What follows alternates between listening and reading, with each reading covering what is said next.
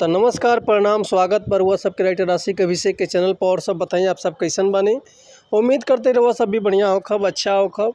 तो रहुआ सबन खातिर लेके आ गए बनी बिल्कुल ज़बरदस्त बिल्कुल ब्लास्ट बिल्कुल खतरनाक मैटर भोजपुरी जीजा साली स्पेशल बिल्कुल ब्लास्ट मैटर। उम्मीद करते रहुआ सबके बेहद पसंद आई। अगर एक कर हुआ बढ़िया म्यूजिक बनवा के नया म्यूजिक बनवा के अगर बढ़िया से दिल से गायकी कहते हैं तो 100% बाकी गाना और मार्केट में ब्लास्ट करी। लेकिन ऐसे पहले रुआ सबन से एगो बात कहल चाहब कि अगर रुआ गायकी में इंटरेस्ट बा गायकी कल चाहतनी गायकी रुआ पसंद बा गायकी में कदम रखले बानी रुआ के बढ़िया मीटर नहीं मिलत बढ़िया गाना नहीं मिलत बढ़िया से तुकबंदी नहीं मिलत बढ़िया रुआ सबन के म्यूजिक नहीं मिल पाओत तो रुआ अगर हमारा चैनल पर आ गए बिन तो रुआ सबके निराश भइले के जरूरत नहीं है। काहे से कि रुआ सबन खातिर हम हर एक प्रकार के सॉन्ग लिखिले हिंदी होके चाहे भोजपुरी होके चाहे रुआ कोनो भी ट्रैक पर हिंदी चाहे भोजपुरी गाना लिखवा सकीले। लव सॉन्ग ऑर्केस्ट्रा सॉन्ग बेवफाई सॉन्ग पूर्वी निर्गुण भजन लोकगीत लयदारी रंगदारी जातिवाद संग जिला स्पेशल गाना चाहे वो अपने मनपसंद के कोनो भी गाना लिखवा सकिले चाहे म्यूजिक बनवा सकिले वो बिल्कुल उचित चार्ज पर। तो ये से कहल चाहब रुआ सबन से कि रुआ अगर हमारे चैनल पर आ गए बनी और चैनल पर नया बानी चैनल पर पहला बार बानी तो चैनल के लाइक कर दी सब्सक्राइब कर दी बेल आइकन प्रेस कर दी ताकि कोनो वीडियो अपलोड करी तो सबसे पहले नोटिफिकेशन रुआ सबन के मिले। अगर वीडियो रुआ सबके अच्छा लागता गाना रुआ सबके बढ़िया लागता तो एगो प्यारा सा कमेंट कर दी। चलिए देर ना करते हुए आज की मीटर देखल जा कैसे बा का एकर लय बा का एकर धुन बा ई रुआ सबन के हम गा के बताओ तनी। उम्मीद करते रुआ सबके बेहद पसंद आई। तो चलिए देखिए आज के गाना कैसे बा। एगो साली अपना जीजा से परेशान बिया अभी उनके जीजा के तो शादी भइल नहीं के रहत शादी से पहले आवत रहे ससुरारी में आ सरिनिया के अपन मेहरारू समझ के पकड़ लेता रहे।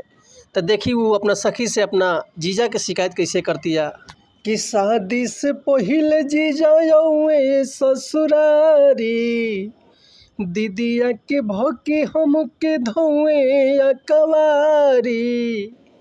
हे सखी सुना ना कि शादी से पहले जीजा आवे ससुरारी दीदिया के भौके हमके धोए या कहवारी। हाल पूछे से पहले गाल काट ली हुए जीभी से पूरा चाट ली हुए धके कोरावा में हमके सखी साट ली हुए जीभी से पूरा चाट ली हुए कि शादी से पहले जीजा आवे ससुरारी दीदिया के भके हमके धोए या कवारी। हाल पूछे से पहले गाले काट ली हुए जीभी से पूरा चाट ली हुए त धके कोरावा में हमके सखी साट ली हुए जीभी से पूरा चाट ली हुए। तो उम्मीद करते मीटर हुआ सबके बेहद पसंद आयल हुई।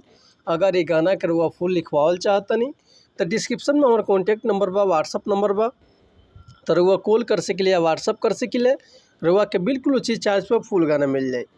लेकिन इससे पहले रुआ समझ से एगो बात कहल चाहब कि अगर हमारा गाँव में कोनो मिस्टेक होता तो भैया क्षमा चाहतनी ऐसे कि हम गायक ना ही हम तही राइटर रुआ समझ के खाली बता सकिले समझा सकिले।